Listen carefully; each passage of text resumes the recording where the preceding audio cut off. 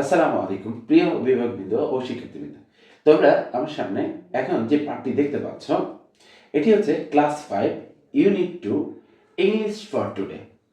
আমরা আবারও চলে আসি। আমাদের আজকের আলোচ্য পাঠটি হচ্ছে পঞ্চম শ্রেণী class 5 unit 2 English for today. আমরা এখানে প্রথমে রয়েছে 3.1 ল্যাঙ্গুয়েজ ফোকাস। আমরা এখানে ল্যাঙ্গুয়েজ ফোকাসে রয়েছে common noun and collective noun. আমরা যদি আবারও চলে আসি, আমার আজকের আলোচ্য পাঠটি হচ্ছে কমন নাউন অ্যান্ড হচ্ছে কালেক্টিভ নাউন। আচ্ছা, কমন নাউনের বাংলা হচ্ছে সাধারণ বিশেষ্য এবং কালেক্টিভ নাউন হচ্ছে আমার হচ্ছে সামষ্টিক বিশেষ্য। আমরা যদি চলে আসি, এখানে প্রথমে বলা হয়েছে look at the words. Look at the words অর্থাৎ শব্দগুলোর দিকে তাকাও। এখানে রয়েছে school, garden, flower, plant in the text. School, garden, flower, plant in the text. These are common nouns. আমার এখানে বলা হয়েছে এখানে যে ওয়ার্ডগুলো আছে এগুলো হচ্ছে কমন নাউন্স। আমরা এখানে ওয়ার্ডগুলোর মধ্যে রয়েছে স্কুল, গার্ডেন, ফ্লাওয়ার, প্ল্যান্টস। এরপরে আমার সংখ্যায় বলা হয়েছে a common noun refers to a general name of an object, place, group or item. আমরা এখানে কমন নাউনের সংখ্যায় বলা হয়েছে এই common noun refers. Common noun বলতে বোঝায় এই জেনারেল নেম, একটা সাধারণ নাম হতে পারে, অফ অ্যান অবজেক্ট, একটা বস্তু, প্লেস, স্থান, গ্রুপ, দল, অর আইটেম। এখানে এক্সাম্পল অফ কমন নাউন্স। আমরা এখানে কয়েকটা বাক্য দেওয়া আছে এবং এখানে বলা হয়েছে এক্সাম্পলস। এক্সাম্পল অর্থ উদাহরণ অফ কমন নাউন্স। কমন নাউন্সের ব্যবহারের যে উদাহরণগুলো আছে বা বাক্যগুলো আছে সেগুলো কয়েকটা উদাহরণ আছে। এখানে প্রথমে বলা হয়েছে I bought A pan yesterday. আমরা এখানে প্রথমে রয়েছে I bought A pan yesterday. I bought, আমি কিনেছিলাম এ প্যান ইয়েস্টারডে। পেন অর্থ কলম, ইয়েস্টারডে গতকাল। এখানে বলা হয়েছে কমন অবজেক্ট। এরপর আমরা চলে আসি I am going to school. দ্বিতীয় বাক্যটি হচ্ছে I am going to school. এটা হচ্ছে কমন প্লেস। দ্বিতীয় বাক্য আই এম গোয়িং, আমি যাইতেছি টু স্কুল, স্কুল। 3 নম্বর বাক্য only 10 students submitted the homework today. Only 10 students submitted homework today. এখানে বলা হচ্ছে only, শুধুমাত্র 10 জন ছাত্রছাত্রী সাবমিটেড, জমা দিয়েছে হোমওয়ার্ক টুডে, আজ। এটা হচ্ছে কমন গ্রুপ। এরপর 4 নম্বর বাক্যে চলে আসি the car is out of fuel. The car is out of fuel, এটা বলা হচ্ছে কমন আইটেম। আমার এখানে বলা হচ্ছে the কারটি is out of fuel. Fuel নেই বা শেষ, এটা বোঝানো হয়েছে। এটা হচ্ছে কমন আইটেম। আমরা যদি এখানে চলে আসি, আমার এখানে প্রথমে কমন নাউনের সংখ্যা রয়েছে, এরপরে common noun, example of common নাউনের কয়েকটা বাক্য দেওয়া আছে। এরপরে যদি আমরা চলে আসি, এখানে বলা হয়েছে again look at the words. এখানে বলা হচ্ছে swarm, flock, group, set used in the text.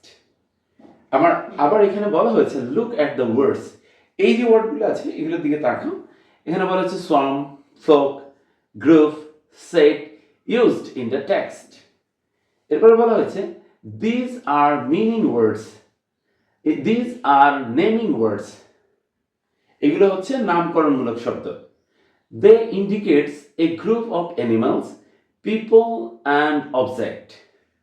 They indicates, তারা নির্দেশ করে, এ গ্রুপ একদল প্রাণী, তারপর হচ্ছে লোকজন, অ্যান্ড অবজেক্ট বস্তু।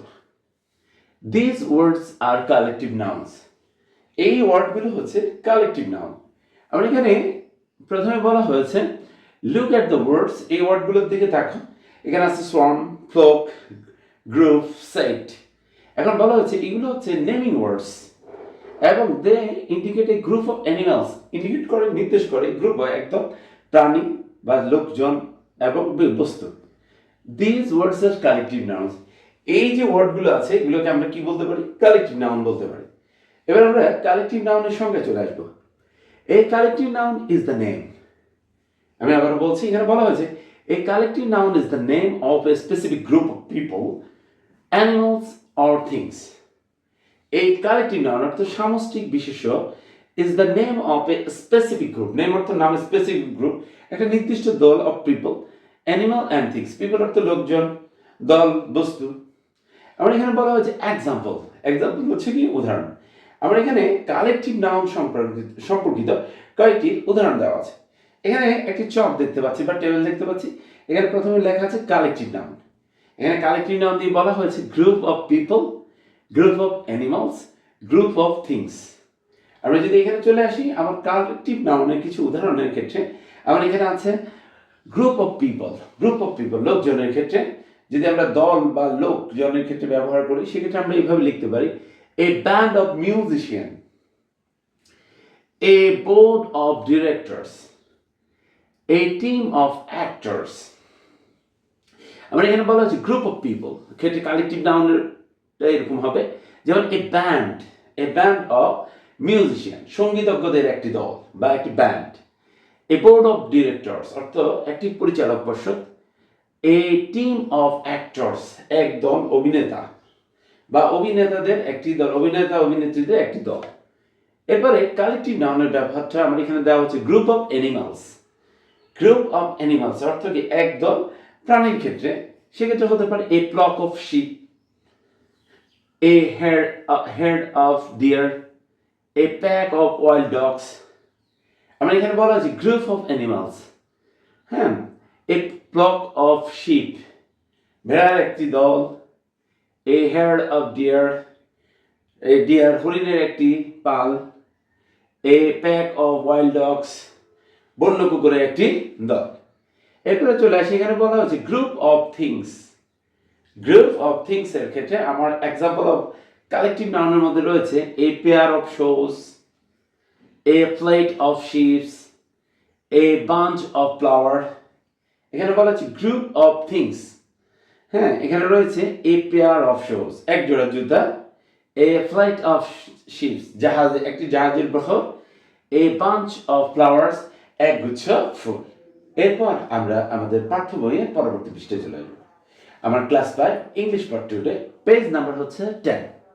আমরা যদি এখানে চলে আসি, আমার শুরুতে রয়েছে 4.1 fill in the blanks with the correct collective noun from the box। আমরা এখানে বলা হচ্ছে fill in the blanks অর্থ কি শূন্যস্থান পূরণ করো with the correct অর্থ কি সঠিক, কালেকটিভ নাউন অর্থ হচ্ছে সামষ্টিক বিশেষ্য, ফর্ম হচ্ছে রূপ দ্য বক্স, এই বক্স থেকে। আমার এখানে কিছু কালেকটিভ নাউন দেওয়া আছে। এখানে 1 2 3 4 5 5টা কালেকটিভ নাউন দেওয়া আছে এবং আমার এখানে 5টি শূন্যস্থান রয়েছে। আমাকে এই সঠিক ফর্ম মানে কালেকটিভ নাউনের সঠিক ফর্মটা বসিয়ে আমাকে কি করতে হবে, শূন্যস্থান পূরণ করতে হবে। আমার এখানে যে ওয়ার্ডগুলো আছে এখানে রয়েছে সোয়াম, ফ্লক, গ্রুপ, পেয়ার, এখানে রয়েছে সেট। এরপরে আমরা যদি চলে আসি, আমরা এখানে যে ফিল ইন দ্য ব্ল্যাঙ্কস গুলো পূরণ করতে দেওয়া আছে এ থেকে ই পর্যন্ত। এখানে প্রথমে রয়েছে a dash of people is working in the field. আমরা এখানে এতে রয়েছে a dash of people is working in the field. তাহলে আমরা এখানে পিপল এর ক্ষেত্রে হয় গ্রুপ, তাহলে আমি এখানে বসাতে পারি সঠিক কালেকটিভ ফর্মটা হচ্ছে a group of people is working in the field. বিতে রয়েছে we saw a dash of butterflies flying over the flowers. আমরা এখানে চলে আসি, এখানে বিতে বলা হচ্ছে we saw a dash of butterflies flying over the flowers. এখানে বাটারফ্লাইয়ের ক্ষেত্রে আমরা ব্যবহার করতে পারি সোয়াম। আমি লিখতে পারি we saw A swarm of butterflies flying over the flowers. আমরা এখানে বাটারফ্লাইজ ক্ষেত্রে আমি কালেকটিভ নাউনটা বসাবো SWAR, সোয়াম। এরপর আমরা সিতে চলে আসি। সিতে বলা হচ্ছে there is a dash of birds in the trees. আমরা এখানে সিতে রয়েছে there is a dash of birds in the trees. এখানে বার্ডস এর ক্ষেত্রে আমরা ব্যবহার করতে পারি ফ্লক। ফ্লক হচ্ছে ঝাঁক, হ্যাঁ। আমরা এখানে দেয়ার ইজ এ ড্যাশের জায়গায় flock of birds on the trees. এরপর আমরা ডিতে চলে আসি। We used a dash of gardening tools to clean the garden. আমরা এখানে রয়েছে ডিতে we used a dash of gardening tools to clean the garden. এখানে গার্ডেনিং টুলসের ক্ষেত্রে আমরা ব্যবহার করতে পারি সেট অফ। তাহলে we used a set of gardening tools to clean the garden. এরপর আমরা যদি ইতে চলে আসি, she bought a dash of shoes. আর আমরা এখানে ব্যবহার করতে পারি শি বট এ পেয়ার অর্থ কি জোড়া, অফ শুজ। তাহলে পেয়ার অফ শুজ। আমরা এখানে বলা হয়েছে she bought a dash of shoes, তাহলে পেয়ার অফ শুজ। আমার এখানে 4.1 এ রয়েছে ফিল ইন দ্য ব্ল্যাঙ্কস, শূন্যস্থান পূরণ করো with the correct collective noun from. আমার এখানে কয়েকটি কালেকটিভ নাউন দেওয়া আছে এবং এই কালেকটিভ নাউনগুলো আমার যেখানে বসালে গ্রুপটা সঠিক হবে সেটাই আমি বসাবো। এখানে মোট 5টি বাক্য রয়েছে এবং এই 5টি বাক্য আমি কি করব, যথাযথ যে কালেকটিভ নাউন আছে সেটা বসাবো। প্রিয় শিক্ষার্থীরা, আমরা যদি একটু লক্ষ্য করি, আমাদের আজকে যে পাঠটুকু রয়েছে এটা মূলত কমন নাউন এবং কালেকটিভ নাউনের উপর আমাদের এই পাঠটি আলোচনা করা হয়েছে। আমার এই কালেকটিভ নাউন এবং প্রপার নাউনগুলো ভালোভাবে জানার জন্য আমরা অবশ্যই ধারাবাহিকভাবে আমাদের যে পৃষ্ঠাগুলো আছে সেগুলো পড়লে আমাদের অবশ্যই একটি ধারণা, সুস্পষ্ট ধারণা তৈরি হবে। সবাইকে ধন্যবাদ জানিয়ে আমাদের আজকের ক্লাসটি এখানে শেষ করছি। আসসালামু আলাইকুম।